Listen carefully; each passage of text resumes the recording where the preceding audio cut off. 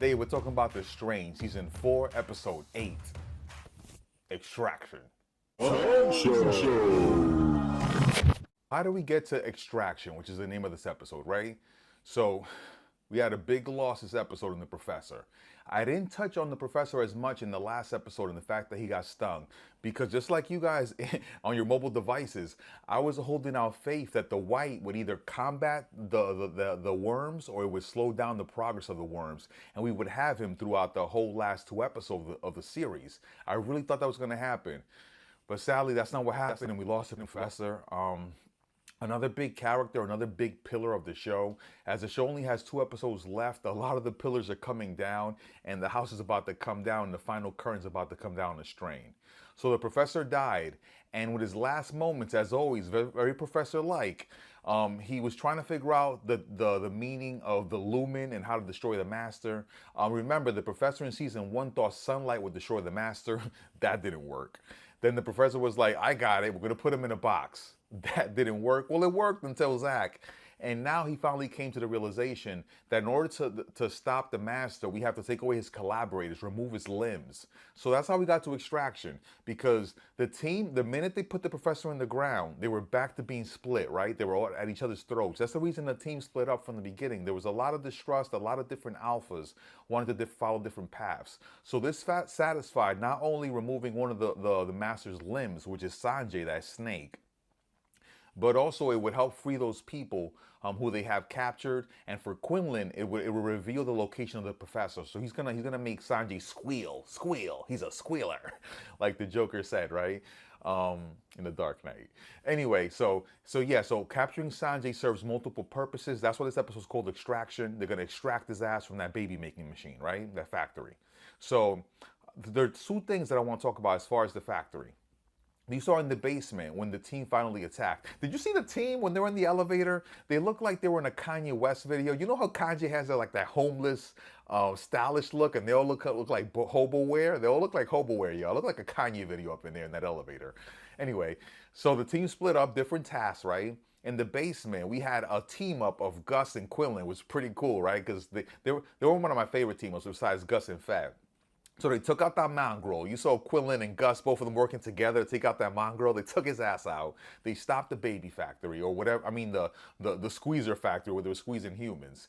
Note here, there's a couple questions that are left undone here, and that's the question of the babies with the B plus blood, and also the question of New Horizons.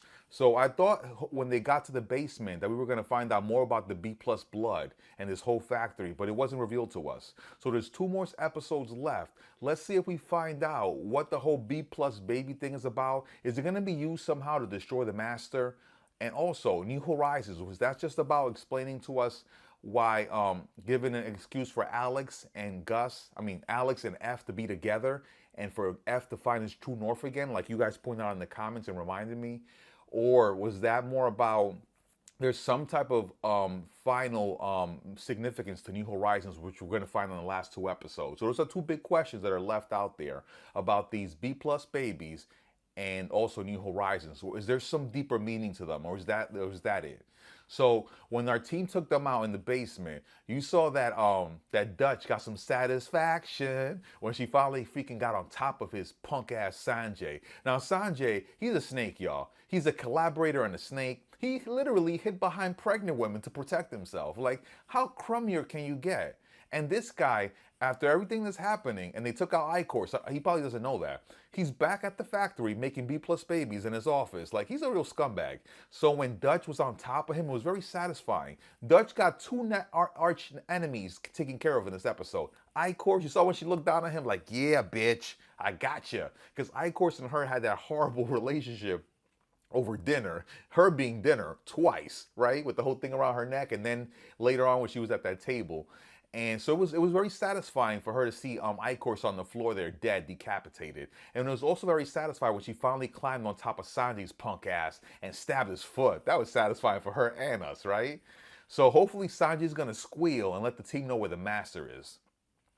Now, as far as Quinlan and Gus, there was a cool interaction between them when Gus was blaming himself for he thought leading the Master, leading I-Course to the Professor, And Quinlan, he at that moment when he gave him a pat on his back and he basically told him, hey, you can't beat yourself up. That doesn't serve the purpose. We learned a lot about Quinlan's psychology in this episode, and there were little tidbits. When he was giving he was memorializing the professor, and he was at the gravesite, and he was talking about the professor, and he was talking about every man's life is going to end. What's important is the will and what you do with your life. And that kind of shows us why he's so fearless, in the fact that him killing the master is going to ultimately kill himself, because both of them will die at the same time, as he thinks. So the fact that he knows that every man dies, he finds a little bit of solace, is solace the right word, a little bit of comfort and the fact that it's not about dying. Everybody dies. It's about what you do with your life. And him ending the master, ending that evil, that's what drives him. And we saw that when he spoke at the funeral, and then when he spoke to Gus and he said, you can't beat yourself up and lash yourself. That doesn't help. You have to dedicate yourself to a purpose. And that also showed us that when he lost his beloved, he said he lived over 2,000 years, y'all. That's a long time. That's a lot of ups and downs. And what's kept this man going, this Strigoi man, is that he has purpose. And he doesn't see any benefit to looking down on all the things that he's done and saying, oh, woe is me. No, he has singular purpose, y'all. And we saw that when he spoke to Gus. And that's how he's been through all these years. And that's how he made it through psychologically. Physically, his body holds up because of the Strigoi part, but mentally he's maintained his focus, thinking that you can't dwell on what went wrong. You can only move forward, and every man's gonna have an end. It's what you do until that end comes that matters. So we learned a lot about Quinlan's character in this one, in a few different sentences, right? Now, as far as F and Alex, F came back with Dutch, and he came back to Dutch, right? But he came back and he found that Alex had died. And like a lot of you guys reminded me in the comments, Alex's purpose was to circle back F, to come back to New York City. So in my loss of Icors, I completely forgot about that. And I was like, oh man, Alex died for nothing. But no, Alex served a big purpose. And you guys pointed it out in the comments. And in this episode, they pointed out that if not for Alex, like F said, he wouldn't even be back in New York maybe. So that was very important. So Alex's character did have a purpose. And F is definitely mourning her. And now it's up to F to face Zach, who the master sent out into the field finally. He put his pawn on the field.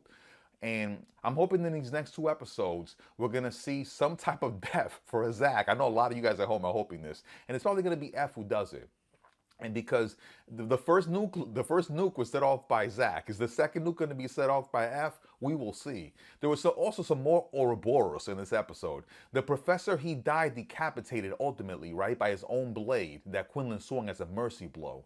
And that same blade he used in last episode to decapitate Icors. So it was very fitting, I think. And I think the writers meant for some Ouroboros, some circular notions there, because these 2 mortal enemies both died decapitated, and they both died from one sting, which was Icors' sting. Icors killed himself and the professor. The professor just died later. So I thought that was very interesting, and a little bit of Ouroboros right there, that both of them were decapitated in the end. They died the same way. These 2 that were in this struggle, and I think we're going to see the same thing kind of with the master and Quinlan. These 2 who are in this struggle, who will also form a circle.